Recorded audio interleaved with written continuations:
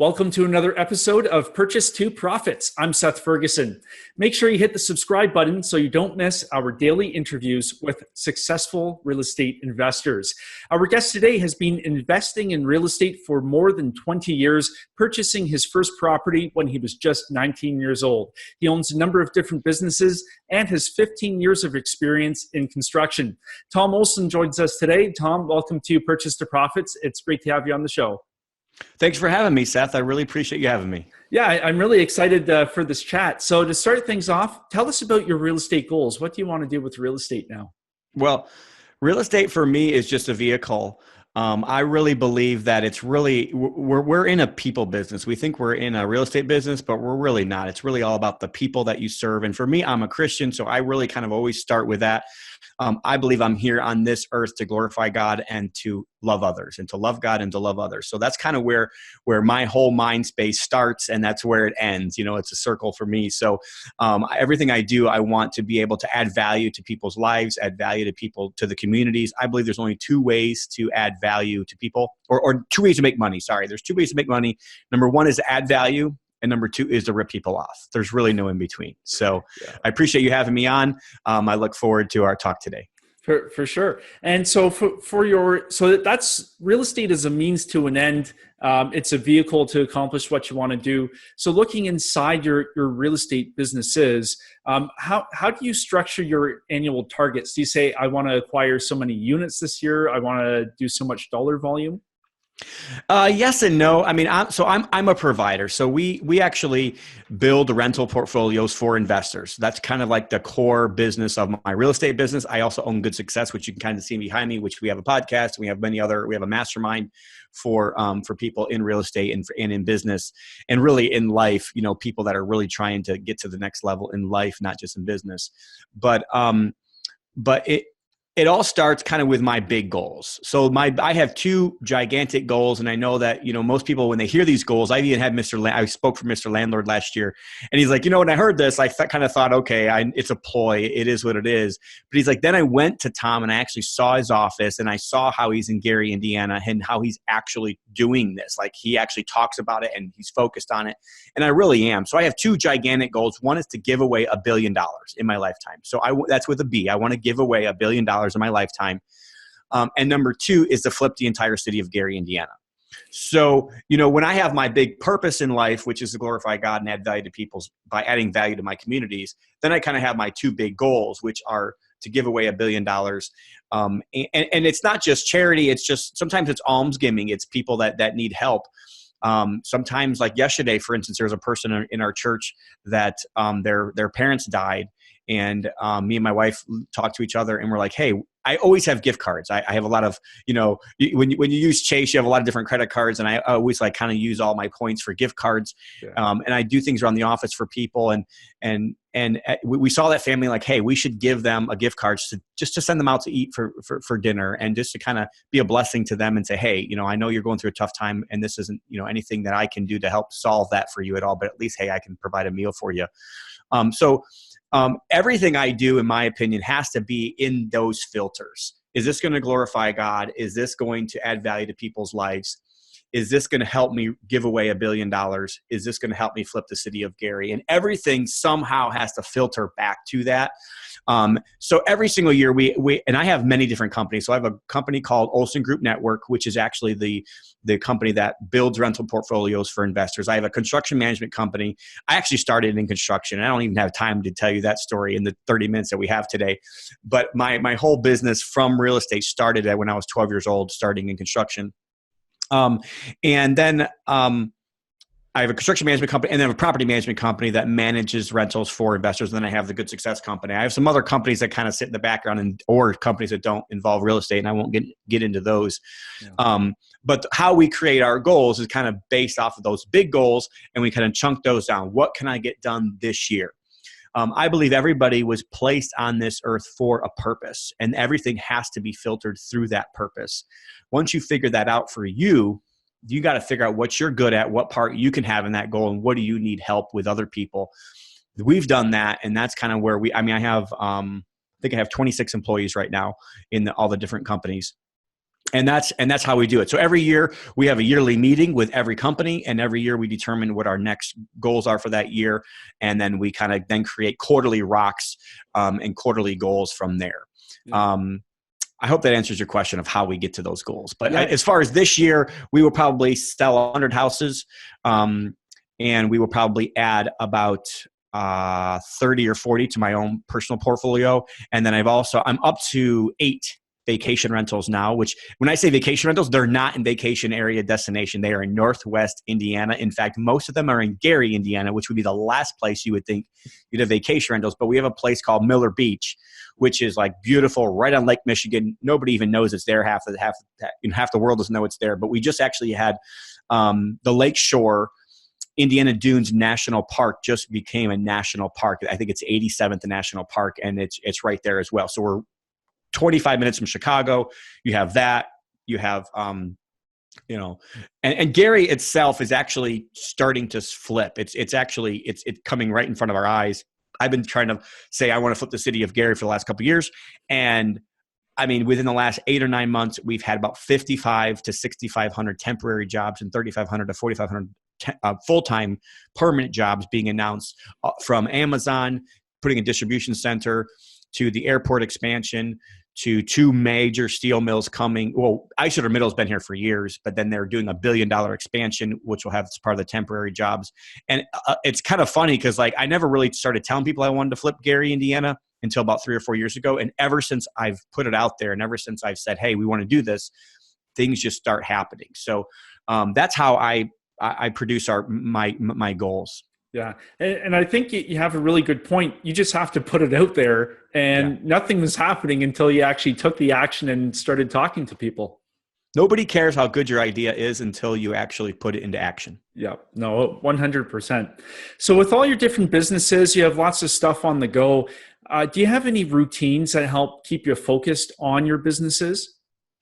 Okay. So I've got some physical routines for personal, and then we have business routines as well. So in physical routines, it is not warm here year round like it is in some of the areas of the country, which I kind of wish it was. So we're actually getting back to that point in the summer. Me and my wife will get up early in the morning all summer long, and we will go for like a 2 to 3 mile walk. And that's kind of one of those things I think it's very important to do, especially if you're married, if you want to stay married, is to kind of have those connections where you just get to walk and talk with somebody.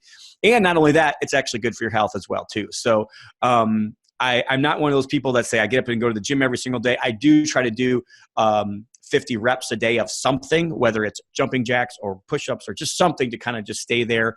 So that's one routine. A couple other routines, and I've just actually taught my high school daughters this, or junior high school daughters this, is when we got married, me and my wife decided we were going to do a date every single week. So we have done a date every single week since the time we got married. In addition to that, we've also done a marriage retreat or a seminar or something once a year to kind of keep that connection somehow. And I believe that it's really hard without that person. And I really want to always make sure that I keep that relationship, because I believe I am first a Christian, and number 2, I'm a husband, number 3, I'm a father, and then number 4, I'm a business owner. So, and then in business, every single company that I have has a level 10 meeting every single week. So every single week, that is a discipline that we put in our business, where they meet every single week. And then the different companies have different other meetings as well. And I believe that those are disciplines, and those are things you have to put in place in order to stay focused, because it's all about focus. At the end of the day, if you don't focus on what you want, you'll never get there. It's funny. I just had a guy in my mastermind, and he's not really a big acquisition guy. He owns about 200 rentals, and he's like, this year I really wanted to ramp up my acquisitions. And he's like, okay, so for the last 2 months, he's been focused on acquisitions. He's even told me, hey, in the mastermind, can I do a panel? And can I ask all these people about how to acquire better, or how their systems for acquisition? And I'm like, sure. So I've been working on it with him. And we just did a call 2 days ago. And he's like, it's funny, this last month I acquired 12 houses in this last month. And that's more houses than I acquired all year last year. And I'm like, well, I'll tell you why. It's because you're focusing on it. Mm-hmm. So whatever it is in your life, I think that you've got to focus on it. I'll tell you something that maybe this is maybe too much information.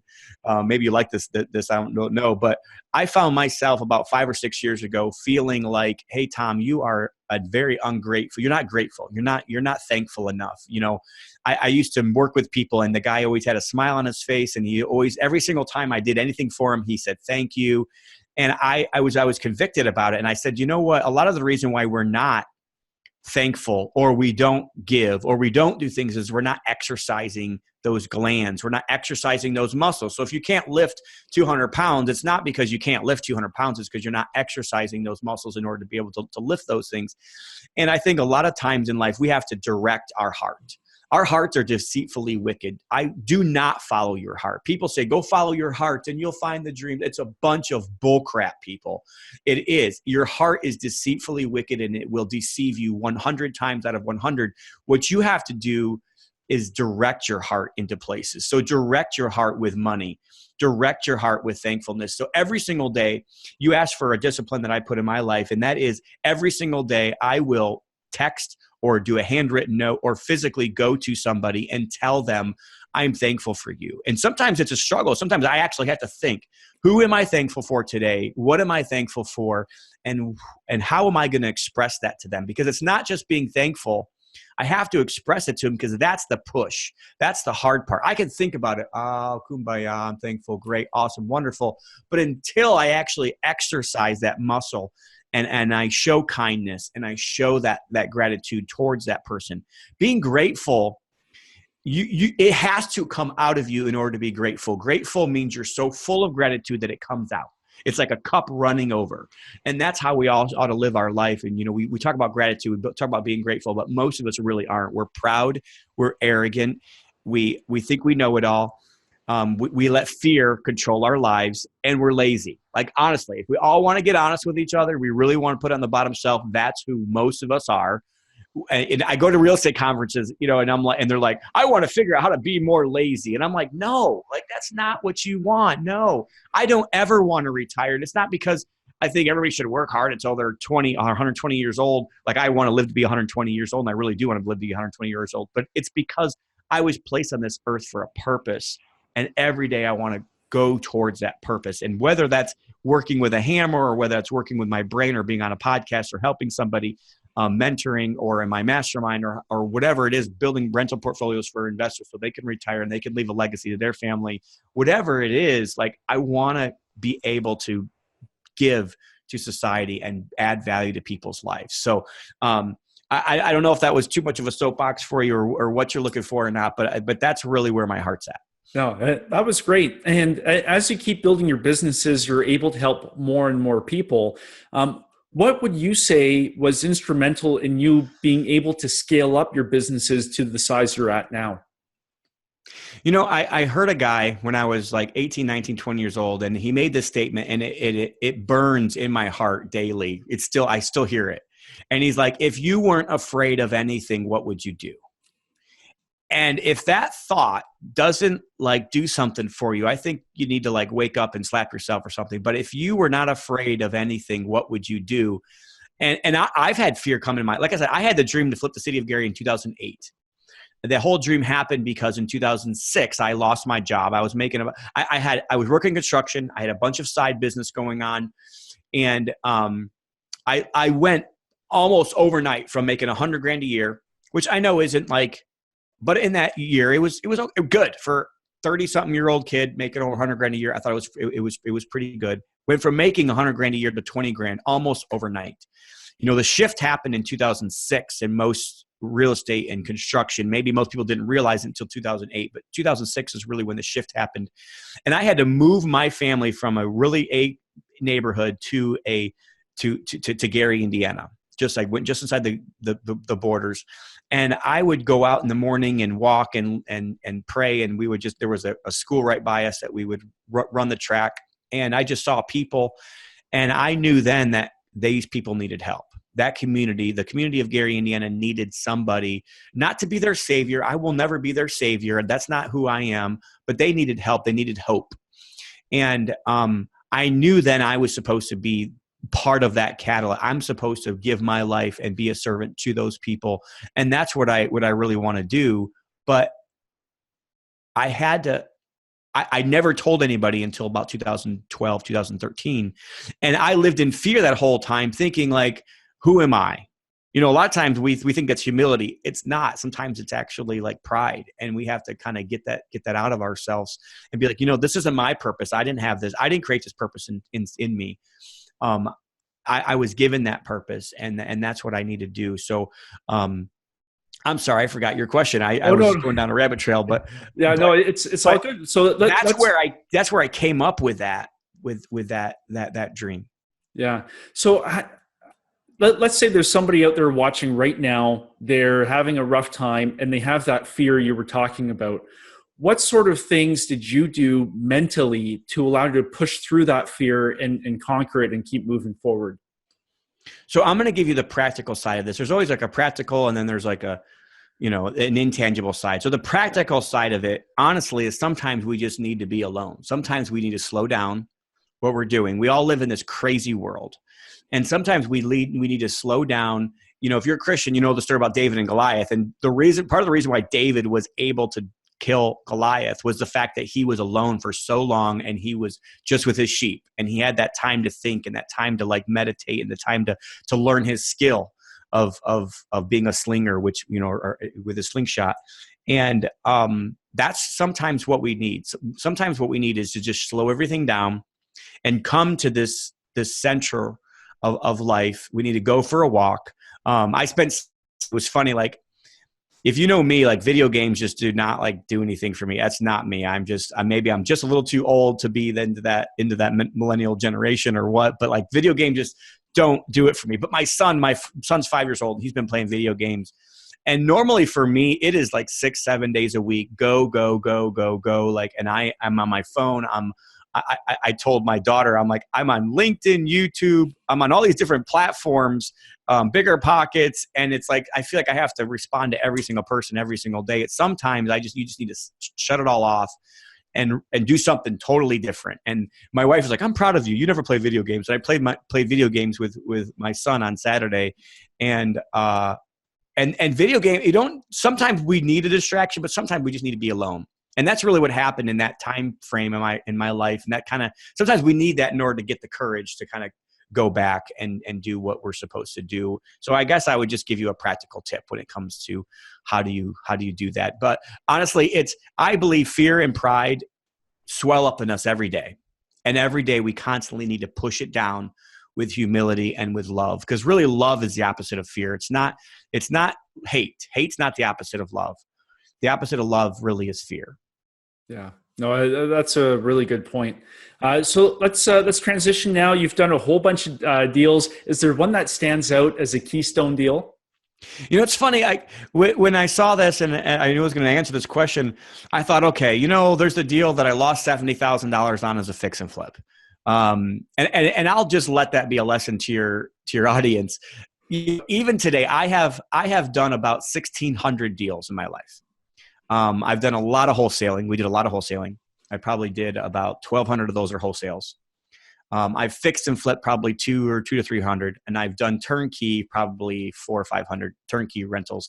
And I even have a program. I should have had the book here for your audience, but I actually have a book called the Active Turnkey Book, which it's basically the BRRRR strategy, but it's a provider does it for you. So it's buy, rent, rehab, refinance, repeat. But we're doing it with a provider. Actually, if anybody wants that, they can get a free copy at atkbook.com. But as far as the one deal that stands out, and I didn't really know I was going to talk about this until you brought it up when we started, but the very first deal I did when I was 19 years old. And I'll tell you that one of the key cornerstone reasons why I can tell you that I'm financially free today is because when I was 19 years old, I bought my first house. When I was 20 years old, I bought my first rental. And I have moved 5 times since that first house. And every time I moved, except for once, I still own that house today. Or one of those I actually sold about 6 months ago. But that first rental that I bought, there's a lot of lessons that go along with that. We bought it for like $45,000 in Hammond, Indiana. And it was getting about $900 a month for rent. Pretty good deal, right? Everybody would think, yes, it's great. But like there was just a lot of stuff that needed to be done to the property. And that's kind of how it is sometimes, right, Seth? You buy a house, maybe it's renting, you're fine, and maybe it's doing good. But we had to replace the roof. We had, I still remember me and my brother-in-law, Josh Belk, actually bought it together. And me and Josh still laugh at it to this day, 20-something years later. She called us in the middle. We were big Purdue fans, and we'd go to every Purdue football game for like 7 years. We went to the Rose Bowl. This was back when Purdue actually had good football, with good coach and Drew Brees. I don't have to say anymore. I don't know why anybody picked Drew Brees over him, and we knew it as Purdue fans, but for some reason the Chicago Bears didn't know it. They picked, I don't know, who knows who they picked, but Drew Brees is still slinging the football today and amazing. But anyway, so I still remember at the football game, this lady calling us, and she's like, "Do you know it's raining in the living room?" And it was kind of a whiny voice, and we still make fun of it today. But we held on to that house for about 6 or 7 years. And we did a bunch of work to it, probably like $15,000, $20,000. And a lot of the work we did ourselves. I was young. I was in construction, so I did some of this work ourselves. We did a lot of it to our, and then we sold that property about 5 years later for about $90,000. And, what I have found is that the people that really make the most money in this deal know when to harvest. They know when it's time to sell. And it's just because it's time to sell in every other market doesn't always mean it's time to sell in your market. Right now, there's this fear going around. We're at the top of the market. And I'm like, guys, there are areas around the country where we're still at the bottom. So don't get sucked into that crap. It really is. Like Dallas, maybe I may or may not be willing to buy in Dallas, but then you can't tell me that, hey, if there's 2,000 people a week are moving to Dallas, like how are the prices ever going to go down? They may not be able to go down at some point. But you look at a place like Boston where it might be way overpriced right now, or LA might be way overpriced right now. So San Diego, there's places around the country that really have kind of heated up way too much. But the people that I have seen that have made the absolute most money in real estate are people that have bought at good times and then have been willing to harvest it when it's time to sell. So I know, and for me, I'm a turnkey provider and I'm in the Midwest. We don't talk about appreciation because it's a very boring market. However, even in my own market, you can double your money in 5 or 7 years if you're just patient. Just have that patience and know and say, hey, look, you know what? When sometimes a good enough is good enough. You don't need to make 1,000% return on your money if you can make 100% return on your money. Yeah. So find those areas where you can get that 10% cash on cash. I mean, that, good return. And then hey, in my opinion right now, and I'm not just trying to do a pitch fest to your audience. I don't think I am. But in Gary, Indiana right now, we are buying houses right now for $40, $50, $55,000. And in my opinion, the banks are loaning already. So the banks weren't loaning for 10 years. So nothing has been selling in these areas for over 45 for the last 10 years. And instantly houses are selling for 100 and 115. There's no in between. It goes from 55 to 100, 115. And that's what happens when the bank money comes in, because it's still cheaper for them to own that property than it is for them to rent. We're renting these houses for $850, $950, $1,050 a month, and we're all into them $50,000. Seriously, where else can you get that kind of return that also gives you the tax deduction, that also gives you appreciation, that also gets you everything else that you can get in real estate? So the biggest lesson that I will say is be willing to harvest. When harvest time comes, you better get your butt out there and you better do the work that it needs to take to harvest. Yeah. And what even started, what prompted you to buy your first rental property? Did you talk with somebody? Did you read something? Great question. So I read 2 books, and as a 12-year-old, I know everybody in this audience would be like, what in the world? Why in the world were you reading that book? But I picked up this book called Think and Grow Rich when I was 12. And that also is the whole reason why I own a mastermind, today too, because that's where we basically talk about the mastermind concept. And then the very first year the book came out, I think I was 19 years old, might be 20, right in around that range. Rich Dad, Poor Dad came out. And I mean, probably half of your audience or half of your guests will say, this is how I got into real estate. I read Rich Dad, Poor Dad. I don't really believe in their education piece. I think that it's way overpriced and they don't give you enough value. But the book itself, honestly, in my opinion, is one of the best written real estate books ever. And it really does prove it. And I kind of even talk a little bit about the same model in my Active Turnkey book, but really like figure out what your financial freedom number is first. And that purpose, that bigger purpose has to coincide. Like to me, like $10,000 a month was where I needed to go in order to have financial freedom. And I just had to chunk that down. Okay, so that's the what I need. And then why I needed it was because for me, financial freedom isn't so I can sit on a beach. For me, financial freedom is I want to be able to go flip the city of Gary. I want to be able to go slay the dragon. You know, it's kind of like you have a castle and you need a moat around. That's your financial freedom plan, is that moat. And then once you have that figured out, then you can go out and slay that dragon. Then you can go out and like conquer the world or do whatever big dream that you really have inside of you that you're kind of too afraid to even let out into the world until you kind of have yourself taken care of. So that you have to figure out why, and then you have to figure out how you're going to do it. So how is the plan? Figuring out that plan. For me, I love rentals. I love vacation rentals. And again, like I said, mine are in Miller Beach, you know, but I'm only into these houses like 140 grand, 150 grand, and I'm getting between 150 and 250 a night. You guys do the math. Like I'm just telling you, it's there. So instead of making like $300 a month, I'm making about $1,000, $1,200 a month average if you average it out for the whole year, because some months are not that good in Northwest Indiana. However, and I love single family residents. And the reason why I like single family rentals is because there is a lot of leeway to be able to manipulate or maneuver throughout the years. If a house goes out in value, it doesn't even know. The rent normally goes up, honestly, at least in my market. When the values go down, the rents go up because not enough people are buying.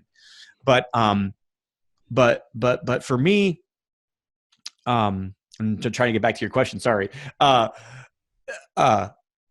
was asking what prompted you to get involved in real estate right at the start. Oh, that was Rich Dad Poor Dad. Yeah, so yeah. I apologize, but I told you I go off on rabbit trails sometimes. But it's all good. But basically, like at the end of the day, whatever it is that you have to do in life, you just got to figure out what that purpose is. Number one, and then figure out what you're really good at, what is your core genius, and then work hard every day to make it happen. Yeah. And for you and your business, do you feel that there was a point in time as you were growing it that you did something and then it just exploded after that? Was there a turning point? Right now. Right now? Yeah. Right now. Our it is funny because I've been teaching this for years, but there is God created us all. Just think about our physical bodies. So it's easier to kind of talk about it when you're physical. Our physical bodies were made to intake, right? Air. They're made to intake food. They're made to digest them. So our body, in a way, is a conduit. And so every business is the same way. Every business has to be. If you're not hiring in your business, like something's wrong with your business. You should always be hiring. And then you should always be trying to get better. So in our body, we should be always walking. We should be improving. We should be working out. We should be doing those things to improve our body. And then the third part of any healthy body or any healthy business is you have to get rid of the waste. And I hate to be disgusting when it comes to your body. However, if you don't get rid of your waste, what happens? You die. Or so much septic gets built up in your body that things just kind of just don't work anymore. And then you kind of don't know why it's not working. And the problem is you didn't get rid of the waste. And in your business is the exact same way. You should be hiring at all times and you should be firing at all times. And honestly, like if there is not that regular, common occurrence, you have to be constantly focusing on the top 20% and constantly be getting rid of the bottom 20%. And we should do this in our rental portfolios. We should do this in our life. We should do this in our businesses every single day. So right now I'm going through a major cleansing for that. And honestly, I'm seeing we probably had our best month ever in February. Nice. Our best month revenue, best month profit-wise, our best. And then right now, actually, we might even double or triple our numbers from February in March or April. I think we sold 23 houses in 2.5 weeks. Nice. So, maybe the market's doing some part of that. I don't know. I don't claim to know all the answers. All I do know is that I will figure it out. Like whenever there's a problem in front of me, I'm going to face it and I'm going to go right at it. And I believe that a lot of times, kind of like the story of Gideon in the Bible, Like a lot of times you could do a whole lot more with less. And I had at one point 39 employees. So I've gone from 39 to 26, and we're getting twice as much done. And it's about working with the fewer betters. It really is. And the difference in working with the fewer betters versus working with the masses is the people that think they know it all. The biggest problem with the people that think they know it all is not that they don't know it all. The biggest problem with the people that think they know it all is that they think they know it all. And they're telling you they know it all, and you don't know what you're talking about. And a lot of employees, they want you to listen, but then it's like at the end of the day, what they're saying to do doesn't work. And if it doesn't work over and over and over again, you've got to be the owner and go out and find out what does work and go find those fewer betters. Because the difference between somebody that thinks they knows what they're doing and somebody who really knows what they're doing is, number one, like I said, they think they know it all. And the people that do know it all are always looking for a better way. Yeah. So if you find somebody who is in that top 1%, I can guarantee you they are looking for a better way to do it, even though they're already in the top 1%. The fastest race car driver is looking for that 1% of 1% to get better, right? That best golfer is looking for just that little bit of actual, how can I get better? And that will really destroy your business if your business is filled with a bunch of people that think that they know it all, and you're not really taking in that new and growing and figuring out how to get better. The difference in results, we think sometimes is like, okay, maybe it's a little bit better.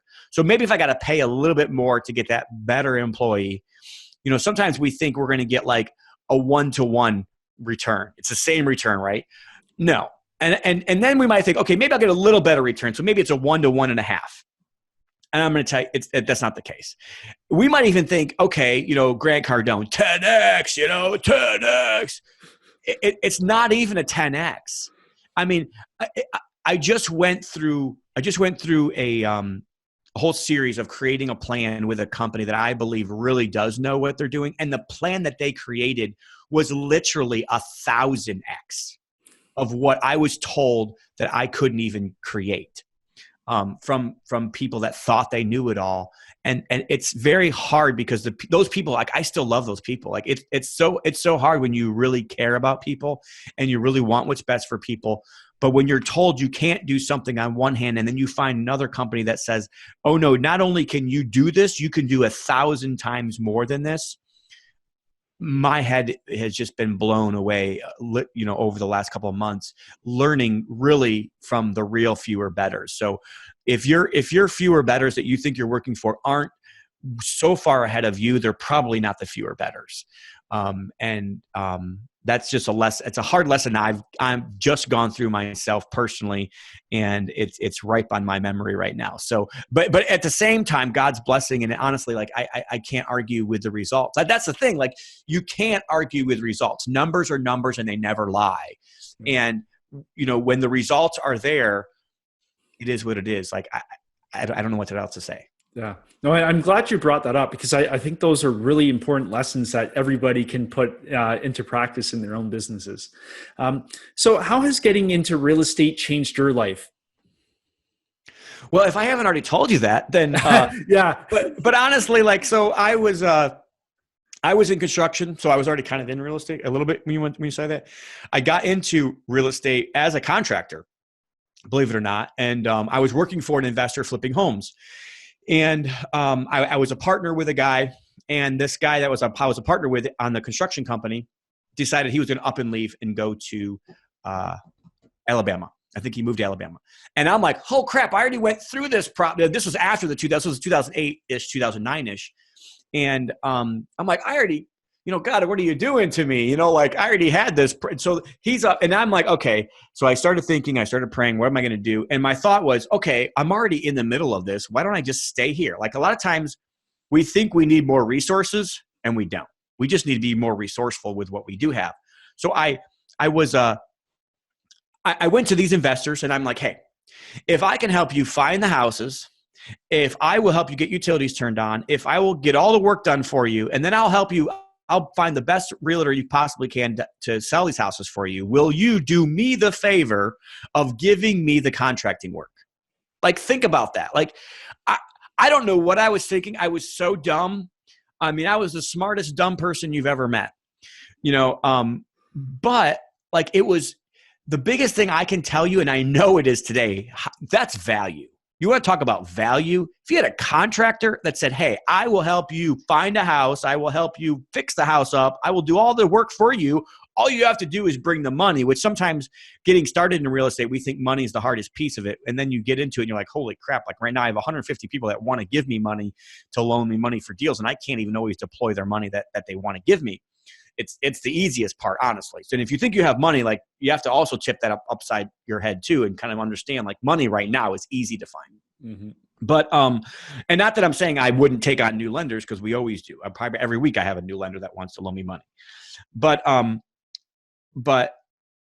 so I went through that process and I gave him so much. I flipped 100 houses for 3 guys in about 3 years. And I made them a ton of money. And that really was that change, that turn. And then from there, I went to wholesaling. So think about it, going the exact opposite direction of all working hard to like working. Oops, sorry. Can you still hear me? Are you good? Yeah, we're good. Working really hard to just acquire houses over and over and over again. It's almost kind of like a whole different hardworking scheme. Wholesaling is an art. It really is. And we wholesaled, like I said, 9 to 1,200 houses. I mean, I totally, lost. We were tracking it for years and years, but it's between 9 and 1,200 houses. We wholesaled. One year, we actually wholesaled 300 houses in 1 year. And going through that, so learning the skill of contracting and then learning the skill of wholesaling, that's kind of where this whole active turnkey program kind of came out for me. And that whole thing, putting that together, basically I was doing active turnkey for fix and flippers as a contractor. So now it's like, okay, doing active turnkey for an actual real estate investor where I'll help you buy the house and I will help. And so my goal when I'm selling a house, active turnkey, is to buy the house and sell it to them in today's market around 80 cents on a dollar. So if it's $80,000 house, a $100,000 house, I'll sell it to around 50 that needs $30,000 in repairs. And that's kind of like what my goal is. In better markets, we were able to get 75, even like 70% at some time. But right now it is what it is. So we're about 80 cents on the dollar is what my goal is. And to be able to offer that to people that way, I mean, really think about it. Like they don't even have to find the house themselves anymore. That's what everybody's looking for right now. Everybody, if they can go out and do it themselves and buy a house and then rehab it and they're into it 80 cents on the dollar, they're happy if they do all the work themselves. And then I'm managing it for them on the back end. And I'm trying to give them at least a $225, $250, $250 return on their money every single month. And that's after management fees. That's after taxes, insurance. It's after, we put 5 or 7% for CapEx and put 5 or 7% for vacancy. Although I think sometimes it's lower and sometimes it's higher, but you got to put something in there for that. At the end of the day, like that's a really good value for people. And honestly, at some point, like I look at myself and I'm like, man, I'm a real sucker because I'm offering this to people because it's like really like they're getting a way more value than we're taking in payment. So we wholesale houses to people. And really that was another major turning. So I have a major turning point happening in my business today, but I had a major turning shift 5 or 6 years ago when I came up with the active turnkey program, wrote it all down, and put it out there to the market because it really is, I don't see anybody else offering it that's offering it the way we are. There might be some turnkey providers, but really like those are kind of the two big things that I can tell you. And I don't even know how this is going to turn out right now. I can just tell you where I'm at right now versus where I was 6 months ago. Yeah. The trajectory has completely changed and I'm really excited.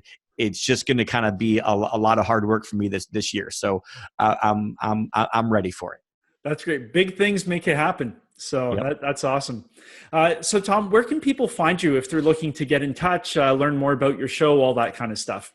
Absolutely. So the Good Success Podcast is on all the podcast platforms. We even have an app. So if you go to the Apple iTunes store or you go to the Google store, you can find the Good Success Podcast app, which is super easy to find. We're on all the podcast platforms. We're on Facebook, Instagram, YouTube, LinkedIn, all those social media channels. So like us there and follow us on all those platforms. If you want to get a hold of me personally, and I am one of these crazy people that I will actually give out my cell phone, and I know I still probably get a bunch of telemarketers calling me, which don't call me. You don't have my permission to call me. I will tell you to stop if you call me.